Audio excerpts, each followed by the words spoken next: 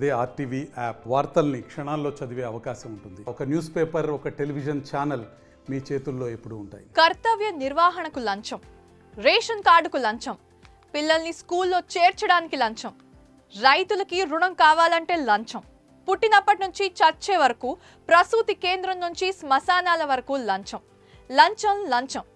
జాతీయ సమైక్యత భావాన్ని ఈ దేశంలో లంచగొండితనంతో మాత్రమే చూపిస్తున్నారు. ఇది భారతీయుడు సినిమాలో కమల్ హాసన్ చెప్పిన ఫేమస్ డైలాగ్. ఎప్పుడో 1996లో రిలీజ్ అయిన ఈ సినిమా డైలాగ్స్ ఇంకా అభిమానుల నోట వినిపిస్తూనే ఉన్నాయి. అందుకే ఈ సినిమా సీక్వెల్ అయిన భారతీయుడు 2 కోసం అంతా ఎదురు చూస్తున్నారు. అండ్ 24 ఏళ్ల తర్వాత ఈ సినిమా సీక్వెల్ వచ్చింది.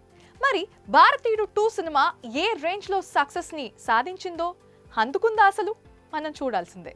భారతీయుడు 2 సినిమా రివ్యూ ఇప్పుడైతే చూసేద్దాం. స్వతంత్ర సమర యోధుడు సేనాపతి పాత్రలో కమల్ హాసన్ నటించారు. సమాజంలోని అవినీతిదారులని, లంచగొండుల్ని ఏరి పారేసే క్యారెక్టర్ ఇది. సేనాపతి ఎక్కడ అన్యాయం జరిగినా దాన్ని అస్సలు సహించలేరు. చివరకు తన కన్న కొడుకుని సైతం చంపేసిన సేనాపతి కథను మనం భారతీయుడు 1లో చూసాం. అప్పటి తరానికి ఆ సినిమా బాగా కనెక్ట్ అయింది. కానీ భారతీయుడు 2లో మాత్రం ఏ కనెక్టివిటీ మిస్ అయిందనేది ట్విట్టర్లో కొంతమంది కామెంట్స్ పెడుతున్నారు. సినిమాలో శంకర్ స్థాయిలో గ్రాండియర్, ఆ విజువల్స్ అన్నీ కనిపిస్తున్నాయంట. కానీ ప్రధానమైన ఎమోషన్స్ మాత్రం కనిపించడం లేదని కొంతమంది ఫ్యాన్స్ అంటున్నారు. లంచగొండితనం, అవినీతి అనేటువంటి అప్పటి తరంలో చాలా రొటీన్ అయిపోయింది. అయితే వాటిని ఇంకా స్క్రీన్ పైన ఎంత ఆసక్తికరంగా చూపించాలో దానిపై ఇంకా రిజల్ట్ ఆధారపడి ఉంటుందని చెప్పేసి అంటున్నారు.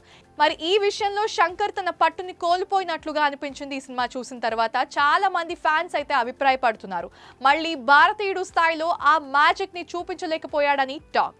అనిరుద్ మ్యూజిక్ కూడా పెద్దగా ఎఫెక్ట్ ఇవ్వలేదు అని చెప్పేసి అంటున్నారు fans. And last but not the least, అంత సెన్సేషన్ ని క్రియేట్ చేయలేకపోయిందని ఇంకా ఫ్యాన్స్ చాలా డిసప్పాయింట్ అయ్యారని చెప్పేసి అంటున్నారు.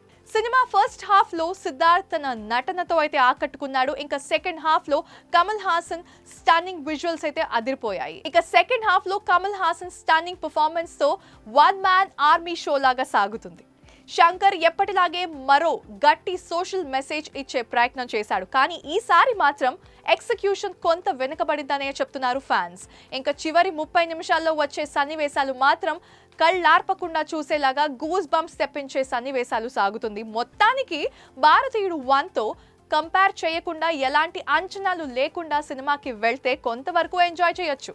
Thank you so much for watching. This is Sudha గంటి సైనింగ్ ఆఫ్. మీరు చూస్తున్నారు RTV. మరిన్ని వీడియోస్ కోసం ఛానల్ ని సబ్స్క్రైబ్ చేయండి. లేటెస్ట్ అప్డేట్స్ కోసం వాట్సాప్ ఛానల్ ని ఫాలో చేయండి.